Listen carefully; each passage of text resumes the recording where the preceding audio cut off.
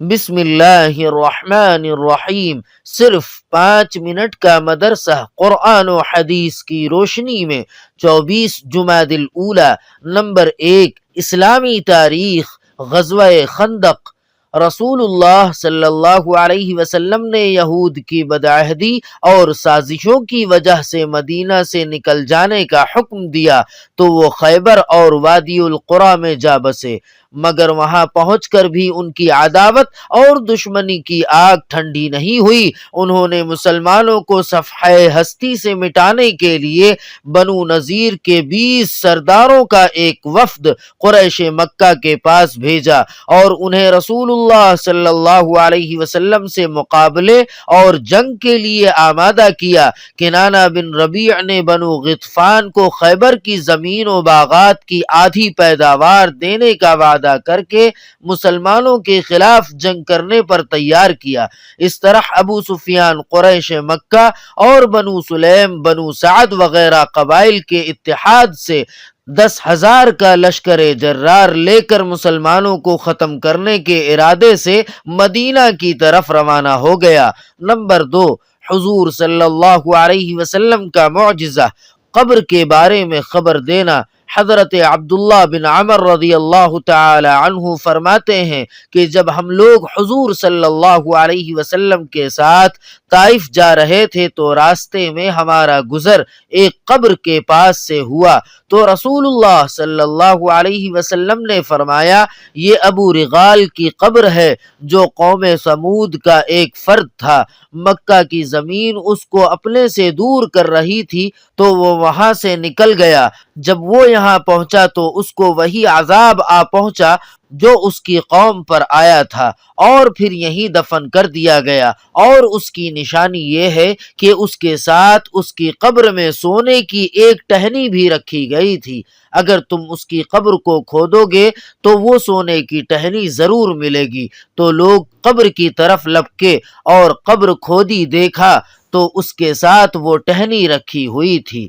Number 3، ایک فرض کے بارے میں وارثین کے درمیان وراثت تقسیم کرنا۔ رسول اللہ صلی اللہ علیہ وسلم نے فرمایا، مال یعنی وراثت کو کتاب اللہ کے مطابق حق والوں کے درمیان تقسیم کرو۔ فائدہ، اگر کسی کا انتقال ہو جائے اور اس نے مال چھوڑا ہو تو اس کو تمام حق والوں کے درمیان تقسیم کرنا واجب ہے۔ بغیر کسی شرعی وجہ کے کسی وارث کو محروم کرنا یا اللہ تعالی کے بنائے ہوئے حصے سے کم دینا جائز نہیں ہے۔ نمبر 4، ایک سنت کے بارے میں سیلابی بارش کو روکنے کی دعا۔ حضرت انس رضی اللہ تعالی عنہ بیان کرتے ہیں کہ رسول اللہ صلی اللہ علیہ وسلم نے بارش روکنے کے لیے یہ دعا کی، اللہم حوالینا ولا علینا۔ ترجمہ، اے اللہ ہمارے اطراف میں بارش برسا، ہم پر بارش نہ برسا۔ نمبر 5، ایک اہم عمل کی فضیلت، مہمان کا اکرام کرنا۔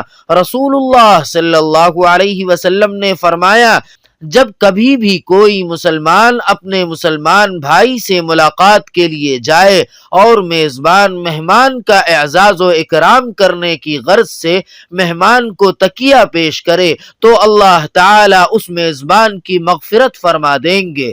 نمبر 6، ایک گناہ کے بارے میں حق کو جھٹلانے کی سزا۔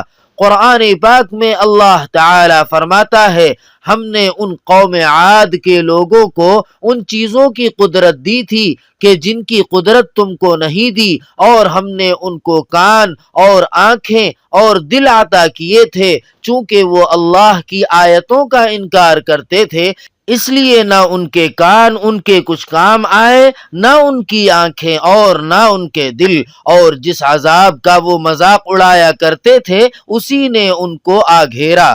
نمبر 7، دنیا کے بارے میں مال و اولاد کی محبت۔ قرآن پاک میں اللہ تعالی فرماتا ہے، مال و اولاد کی کثرت اور دنیا کے سامان پر فخر نے تم کو اللہ کی یاد سے غافل کر دیا ہے، یہاں تک کہ تم قبرستان پہنچ جاتے ہو۔ ہرگز ایسا نہ کرو، تم کو بہت جلد معلوم ہو جائے گا۔ نمبر 8، آخرت کے بارے میں قبر میں نماز کی تمنا۔ رسول اللہ صلی اللہ علیہ وسلم نے فرمایا جب میت کو قبر میں رکھ دیا جاتا ہے تو اس کو سورج غروب ہوتا ہوا دکھائی دیتا ہے تو وہ بیٹھ کر آنکھیں ملنے لگتا ہے اور کہتا ہے مجھے نماز پڑھنے دو۔ نمبر 9، طب نبوی سے علاج، درد سر سے حفاظت۔ رسول اللہ صلی اللہ علیہ وسلم نے فرمایا حمام یعنی غسل خانے سے نکلنے کے بعد قدموں کو ٹھنڈے پانی سے دھونا درد سر سے حفاظت کا ذریعہ ہے۔ نمبر 10، نبی صلی اللہ علیہ وسلم کی نصیحت۔ رسول اللہ صلی اللہ علیہ وسلم نے فرمایا ہمیشہ سچ بولو کیونکہ سچ نیکی کا راستہ بتاتا ہے اور سچ اور نیکی جنت میں داخل کرنے والے ہیں۔ تم جھوٹ سے بچو کیونکہ وہ گناہ کا راستہ بتاتا ہے اور جھوٹ اور گناہ جہنم میں داخل کرنے والے ہیں۔ سبحان ربک رب العزت عما یصفون وسلام علی المرسلین والحمد للہ رب العالمین۔